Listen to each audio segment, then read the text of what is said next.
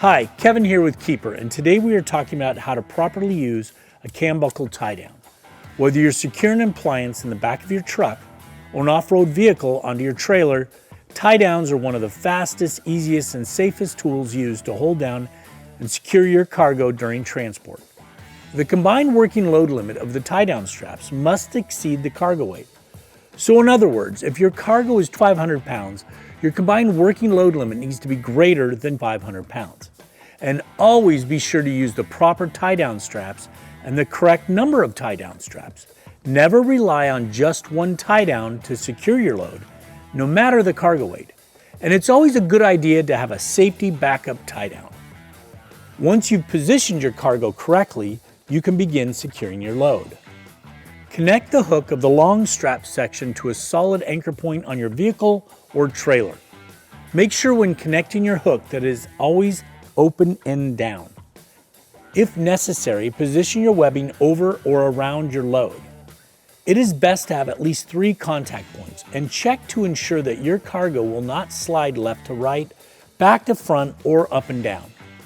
If your cargo has any moving points that can possibly open during transport, like the lid to a grill, you'll want to make sure you secure those pieces as well, either with your webbing if possible, or you can use some heavy-duty tape or a Keeper lashing strap. Even if an edge may not seem sharp, you'll want to protect your webbing and cargo by placing a Keeper corner protector or buffer in between. Before attaching to the anchor point, it's best to load your cam buckle now. Take the end of the long strap section and feed it up through the bottom of the cam buckle and out the front. The teeth of the cam buckle should be making contact with the strap.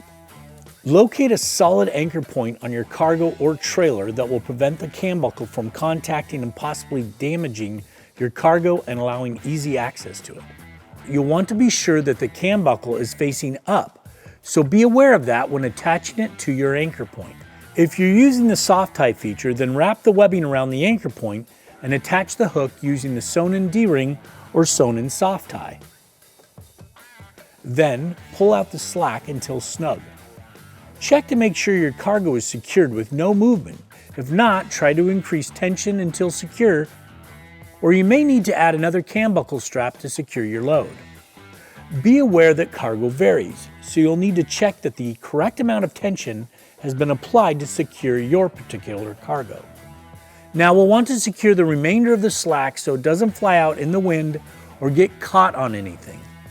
So, stretch out the slack and start a small loop and continue to roll up the webbing.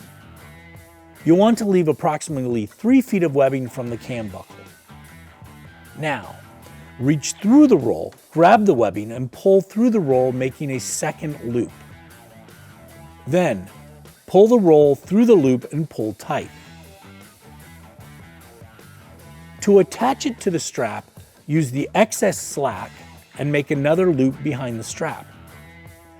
Then feed the roll into the loop and begin to twist until it's nice and secure. And that's it. Remember, loads settle, so check your tie downs for any shifting or rubbing after the first 10 miles and then about every 50 miles after that. And be sure to check out the DOT cargo securement rules at FMCSA.dot.gov. Thanks for watching. I'm Kevin with Keeper, helping you enjoy the journey.